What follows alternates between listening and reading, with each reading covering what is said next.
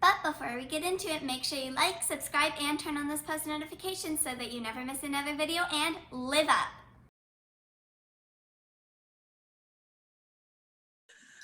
So when I think of the idea, the concept of living up, I can't really think of any better image of that than a vibrant hot air balloon flying up into the sky. So it is particularly appropriate and exciting to spend today with the amazing, beautiful Lina Balcom, Hello. Vermont's only female hot air balloon pilot.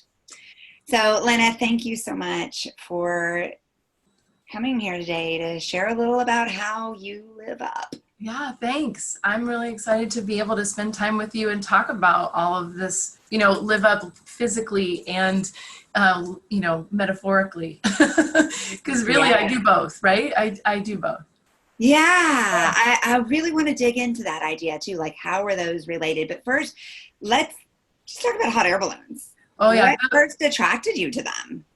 Well, I grew up not too far from New York City, where you can't fly hot air balloons where I grew up because of the controlled airspace and there's nowhere to land.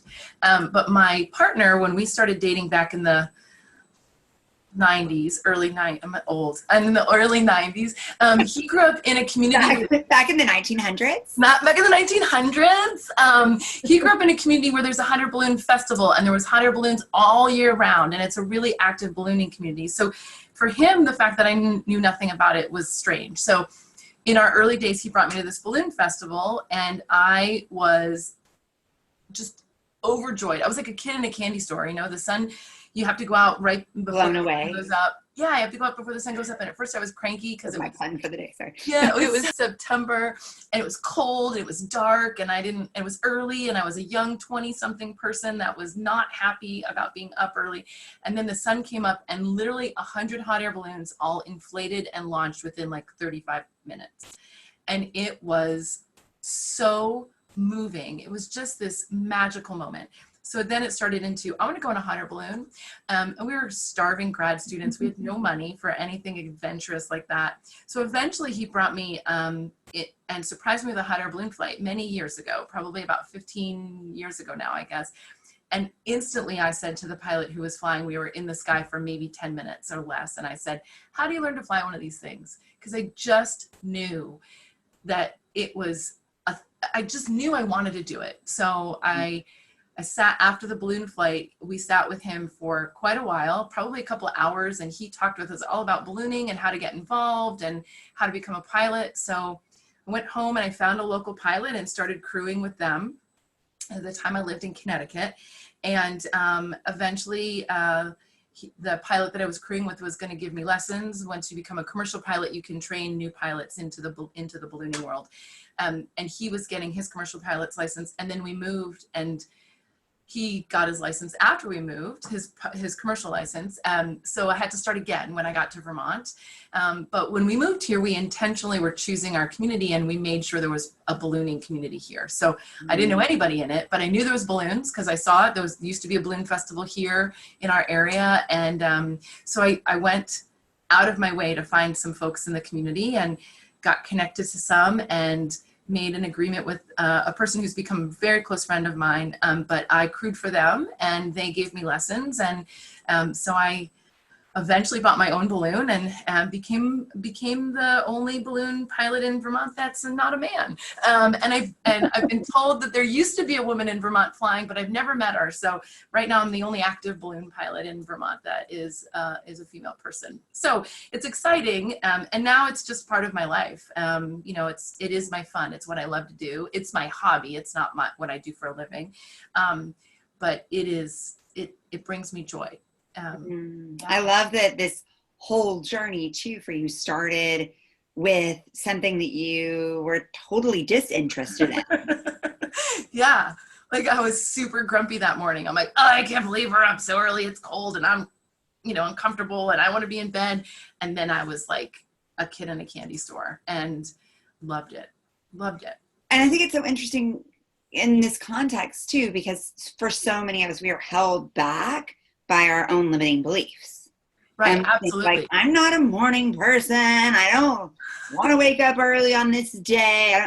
And like all these little contextual things. Yeah. If you didn't know you were going to do the best thing ever and the thing that totally lights you up, then yeah.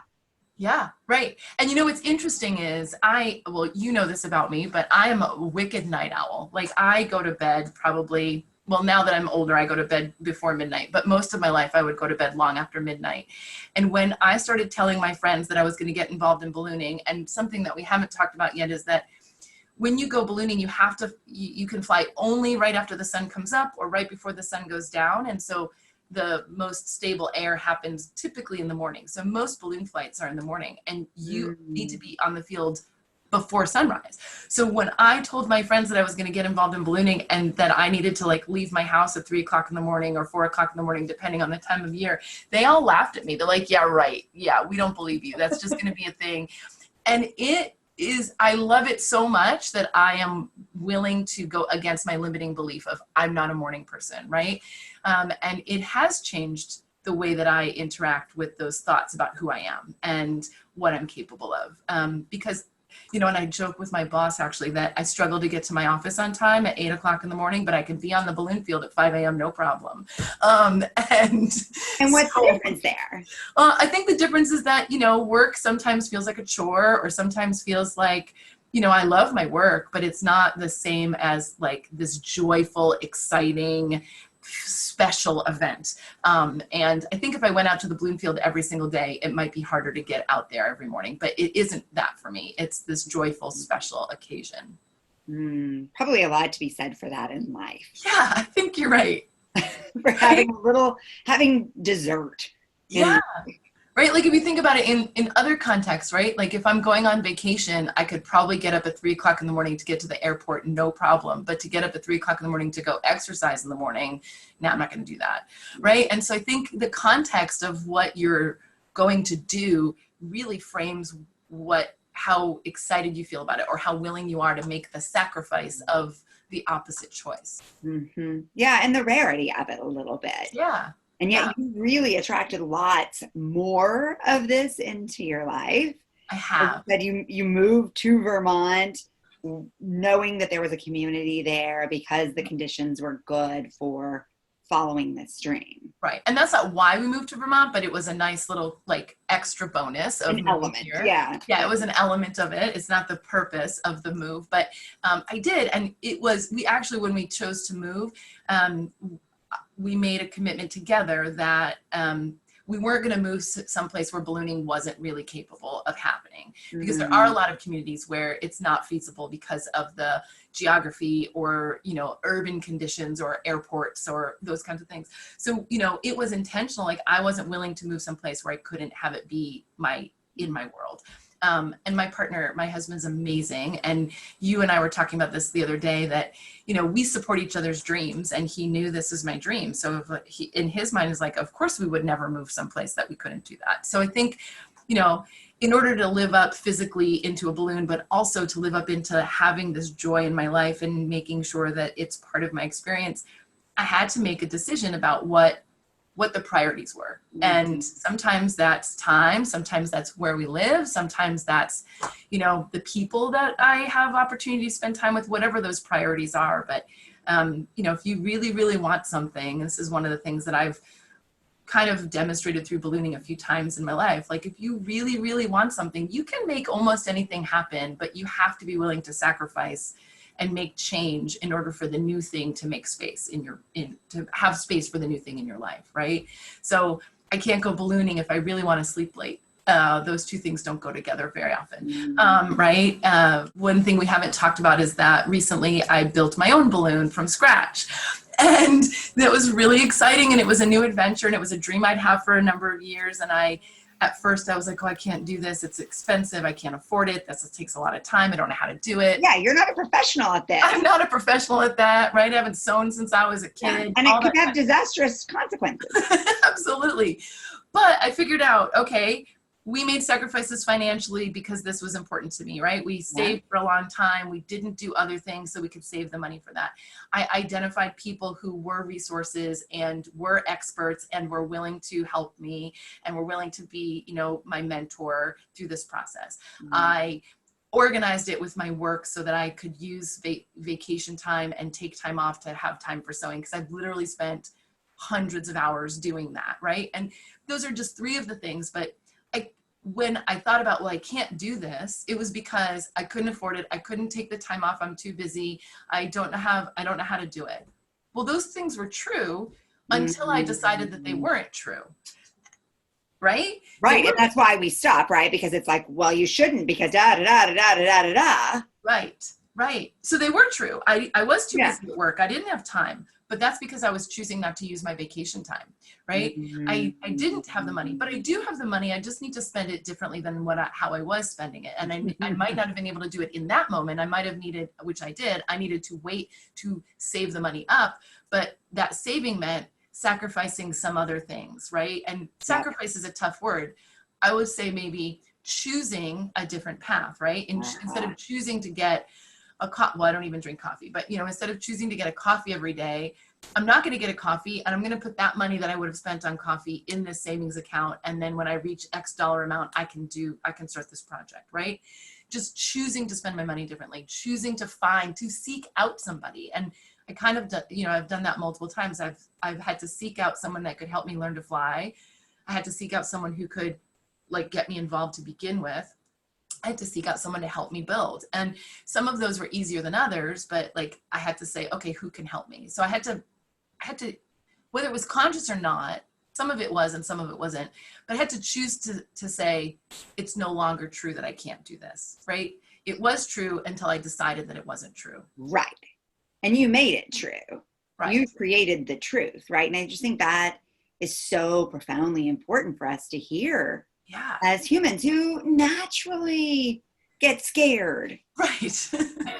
Right. And what if I make a mistake? And what if this is wrong? And what if I sew this to the place where I can't, it's not going to be safe? Well, I made sure that there were people who could inspect it and look at it and taught me what to do. And if you allow the fear to be the place that you stop, you're never going to make the dream happen. You're never going to live up physically or metaphorically, right?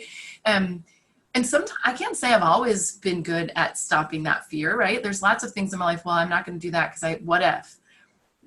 But what if I do succeed? What happens if I don't fail? What if it does go the way I want it to go? And I think if we could have those conversations internally and anchor into them instead of anchor into the what if I screwed up and I fall out of the sky.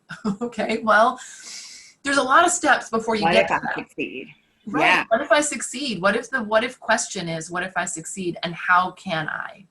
Right? Instead of what's in the way, how do I move stuff out of my way? How do I make a different choice?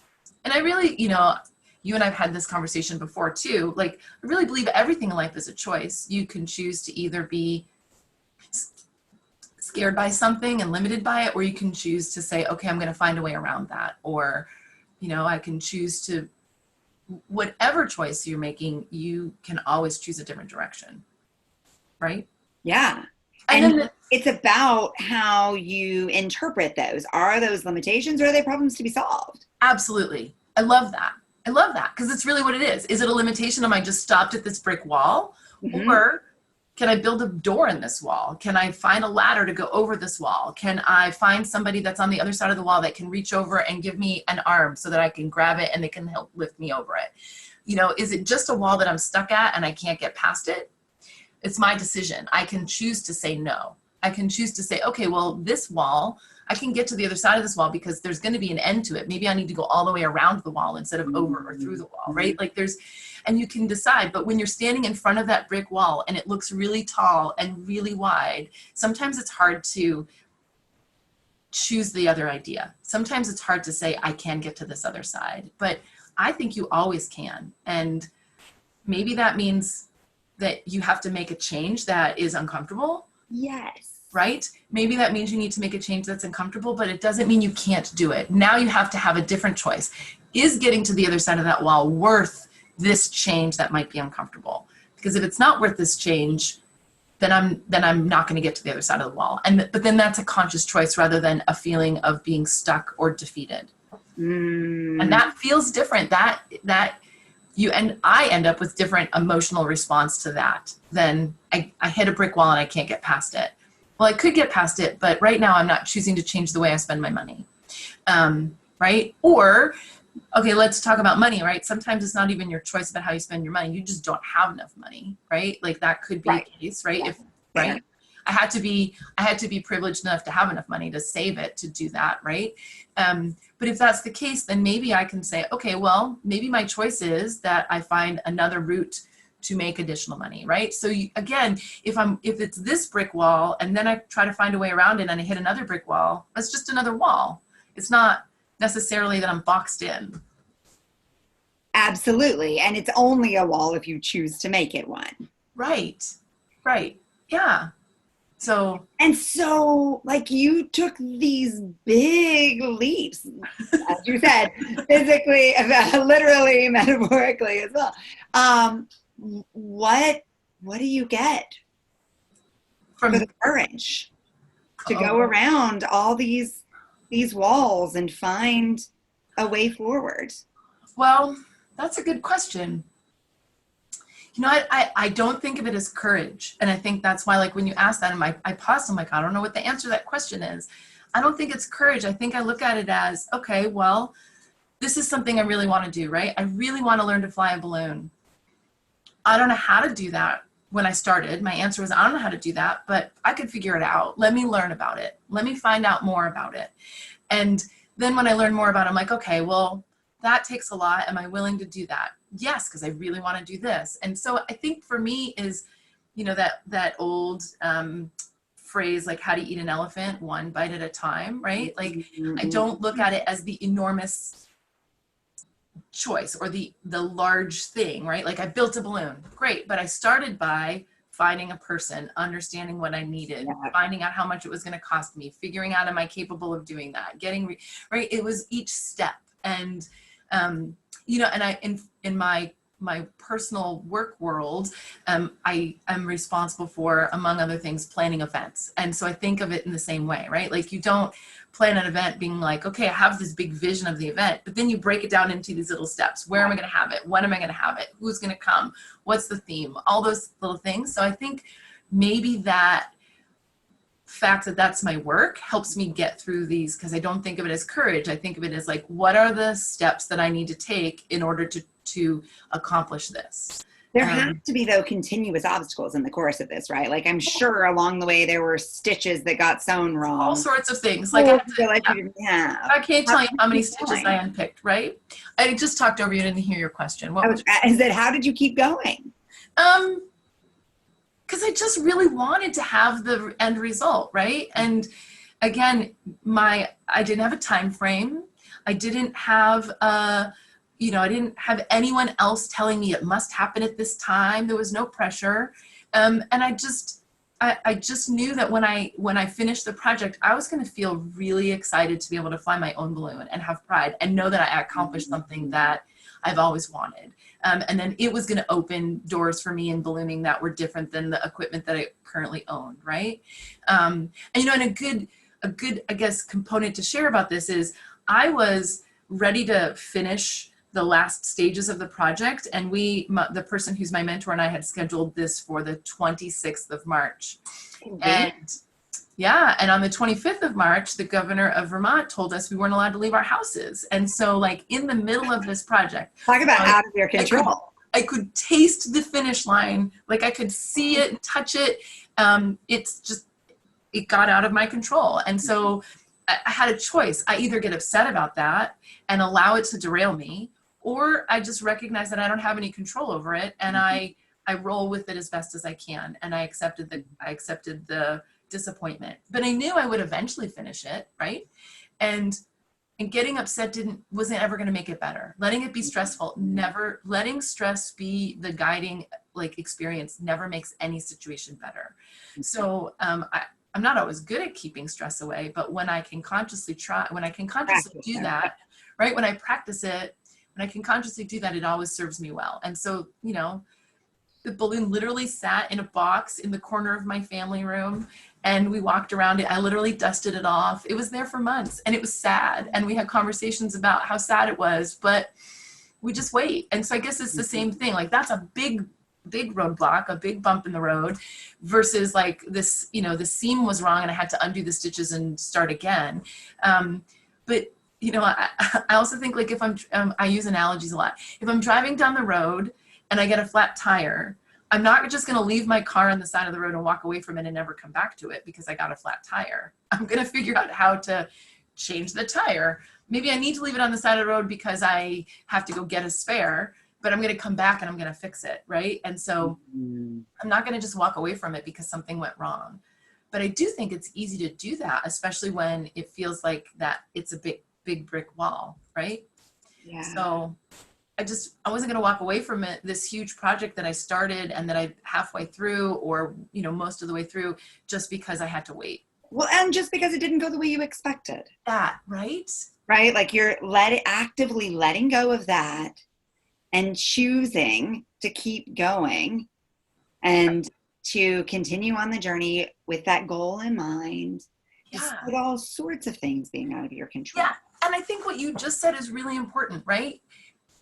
Someone once told me that the equation for happiness is expectation divided by reality. Right? And so if your expectation is that you're gonna, you know, this is gonna happen, and the reality is this, you'll feel disappointed, you'll feel unhappy, right? If your expectation is here and the reality is here, you'll have happy, you'll be happy, you'll have joy, whatever the description is.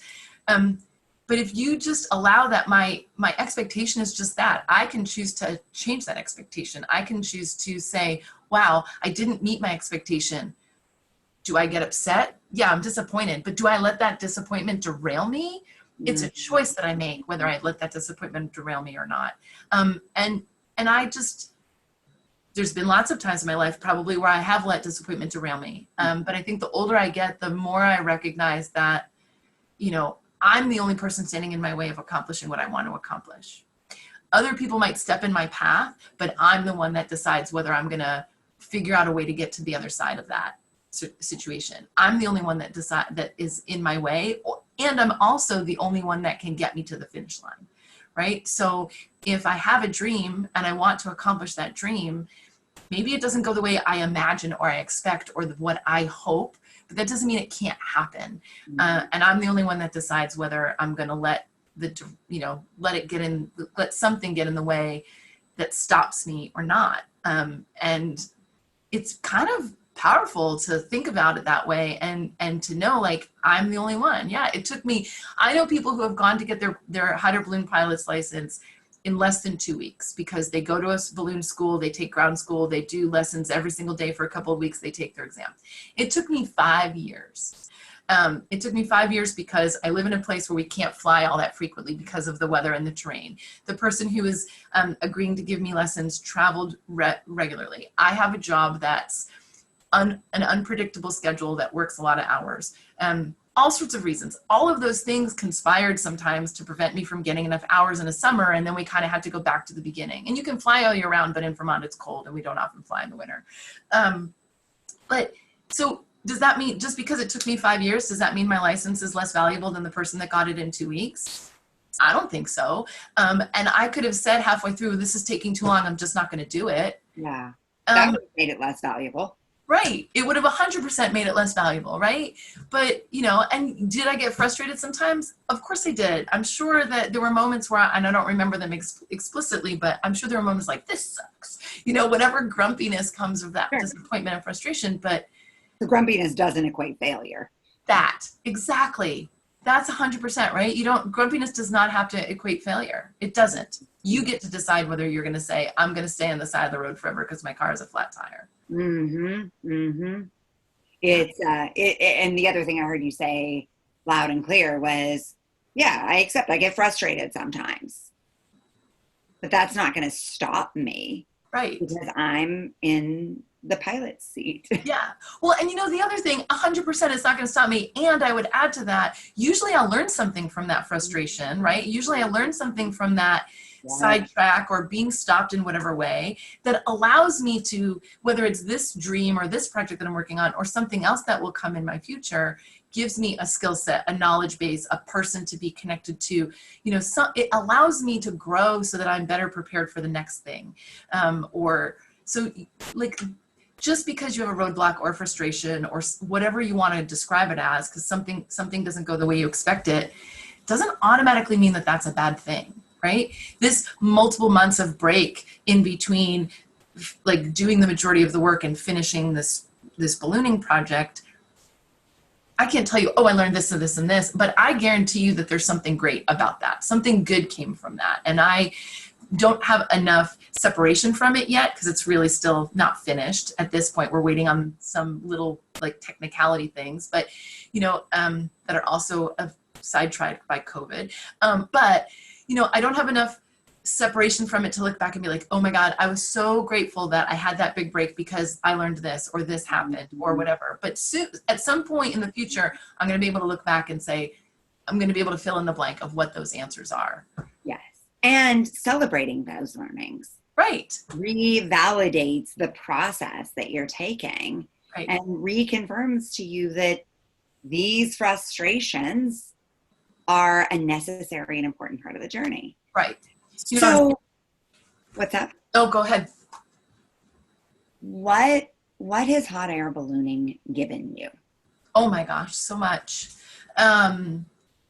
Well, first and foremost, it's given me an extra family. So I talk a lot about my hot air ballooning family because the community in ballooning is super tight knit, and the folks that are on my crew and the folks that are pilots in the area where I live, I live multiple hours, like 5 hours from my biological family, but I really honestly feel like if I had a crisis that needed family, these are the people I would turn to, right? Like they are an incredible community. I've got to travel and see some places that I would have probably never got to see because we've gone to balloon festivals. And so that's pretty fantastic.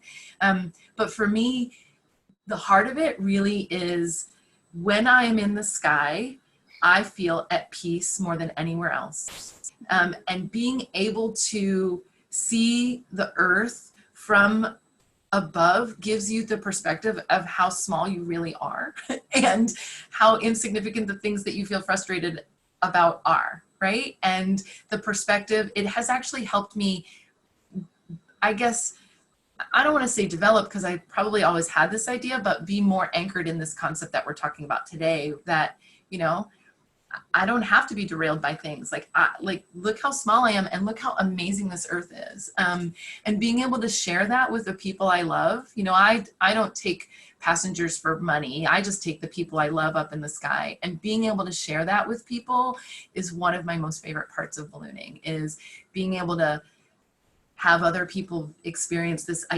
experience of floating, and you literally are floating and seeing the world from a different perspective.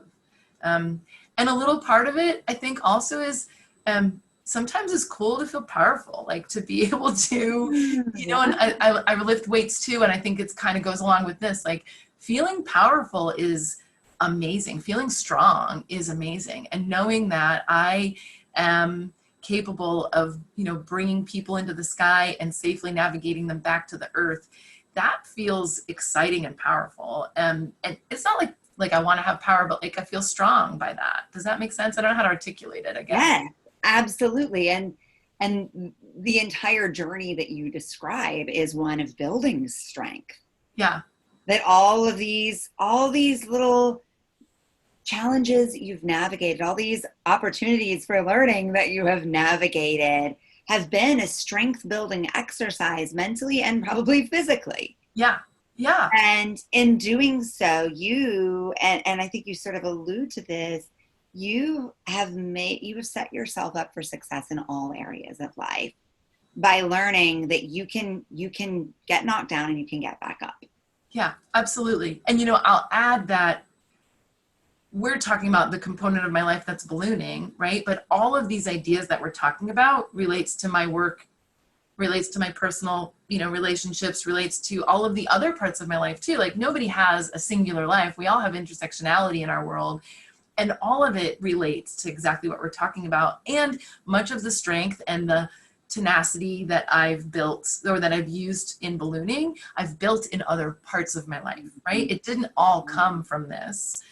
Some of it comes from other places and gets applied to this. So like we were talking about the lessons before, whatever lessons I learned here, I might not apply them here. I might apply them in another component of my life, right?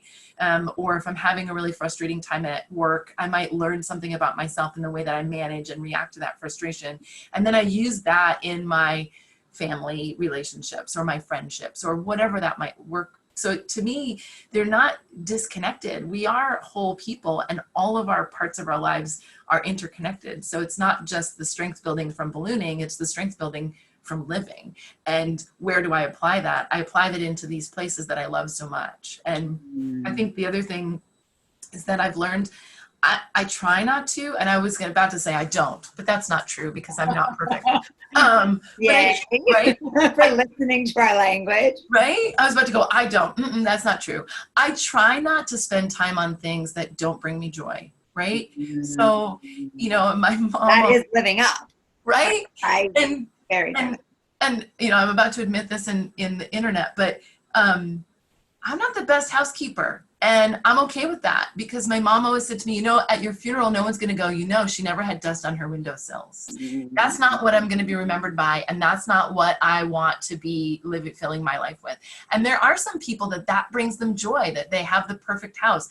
And I admire those people. That's not who I am. So not that I have a disastrous house by any means, but, I spend my attention in the places that bring me joy and bring me happiness and fulfillment. And I think that was a hard-earned lesson because I didn't always do that. I regularly, when I was younger, would spend time and attention in places where I thought people expected me to. This is what I should do. This is what is expected of me. Yep.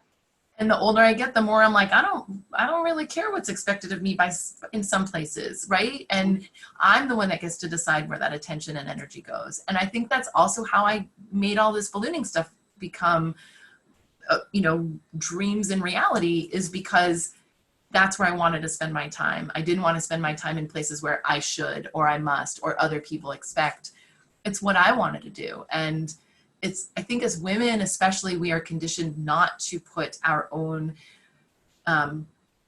desires in the priority list, right? Right.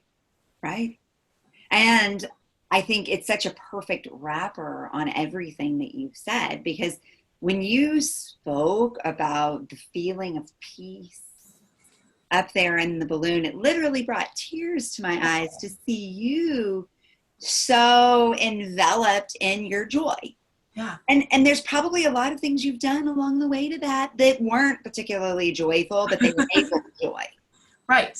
And so you were making choices to enable joy, even if all of those choices weren't directly joy bringing. Right. Absolutely. And it's like, if I recap your process here and jump in, if I miss anything, it was in essence this discovery of what brought you joy and making that non-negotiable.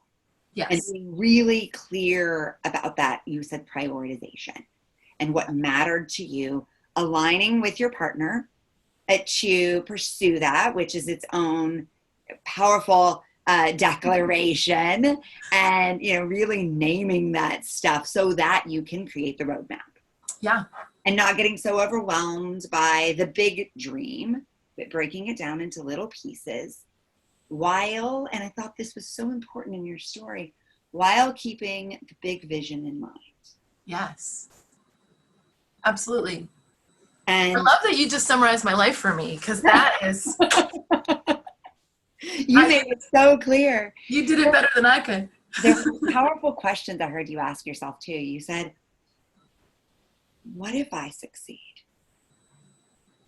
Yeah. We ask ourselves, what if I fail? But you ask, what if I succeed?